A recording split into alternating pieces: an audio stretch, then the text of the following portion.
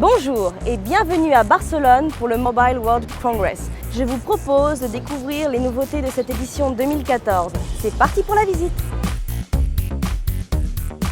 Cette année, le Mobile World Congress était un peu particulier pour Nokia. Le constructeur finlandais n'a en effet annoncé aucun nouveau Windows Phone, mais l'arrivée des deux premiers smartphones Android, le Nokia X et le Nokia XL. Une manière de proposer l'expérience Nokia pour des tarifs très attractifs. Ainsi, le Nokia X avec un écran de 4 pouces est affiché à 119 € et sa version XL de 5 pouces est affichée à un tarif de 149 €. Aucun de ces deux terminaux n'est cependant 4G et leur écran n'est pas HD. Autre petit détail, ils tournent sur une version très modifiée de Android où l'interface ressemble à Windows Phone et qui ne donne pas accès au store Google Play. Les éditeurs devront republier leurs applis dans le Nokia Store.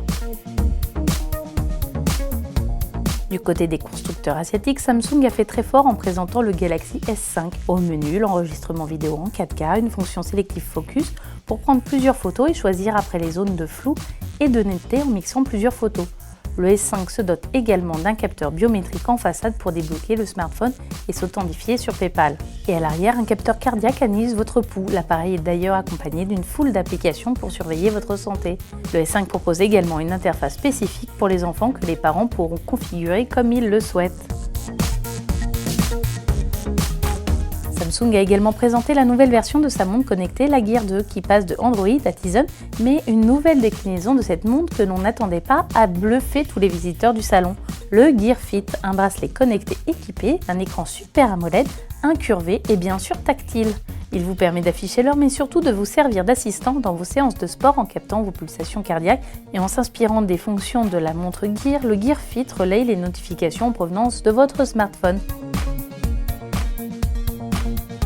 L'autre géant sud-coréen LG présentait un ovni, le G Flex. Il s'agit du premier smartphone incurvé dans le sens de la hauteur, une prouesse technique rendue possible par l'utilisation d'un écran mais aussi d'une batterie tous les deux incurvés. Et ils sont d'ailleurs flexibles, il est donc possible de les tordre légèrement, ce qui finalement rend le smartphone plus solide. Le G Flex est aussi un smartphone ultra puissant avec un magnifique écran HD de 6 pouces. Le G Flex sera très bientôt disponible chez Bouygues Telecom. Un autre constructeur nous a réservé de belles nouveautés cette année, Sony. La première nouveauté annoncée a été le Xperia Z2. Le fer de lance de la gamme mobile du constructeur est une véritable bombe technologique.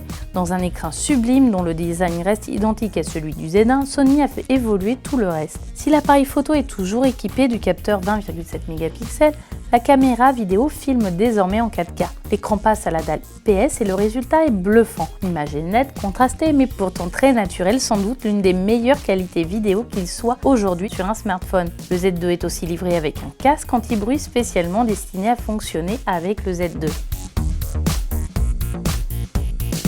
Sony a également présenté le Smart Band bracelet connecté qui propose des fonctions classiques de surveillance de votre vie quotidienne en mesurant votre activité physique. Il est équipé de 3 LED qui vous donneront des indications sur votre progression, mais le Smart Band est capable de beaucoup plus. Connecté à n'importe quel smartphone en version Android 4.3 minimum, le Smart Band est compatible avec LifeLog, une application qui va vous permettre d'enregistrer les moments importants de votre vie en créant des bookmarks. Ces derniers vous permettront de retrouver ces moments forts dans la timeline de l'application. Si le Smart Band est pour l'instant présenté sous forme de bracelet en plusieurs coloris, Sony a présenté des concepts de produits qui utilisent le même petit capteur décliné dans différents objets comme une raquette de tennis, un collier, et ce n'est qu'un début car Sony distribue un kit de développement pour laisser libre cours à l'imagination des développeurs et des designers. Conçu par l'éditeur suisse Silent Circle en collaboration avec le fabricant espagnol Geekphone, le Black Phone est le premier smartphone qui garantit l'anonymat des informations de son utilisateur. Il tourne sur PrivateOS, une version modifiée de Android, et il est uniquement livré avec des applications qui chiffrent toutes les données. Le Black Phone coûte 630 $, mais ce prix inclut un abonnement de 2 ans à des applications sécurisées pour les emails, le chat, le VPN et la gestion des connexions Wi-Fi.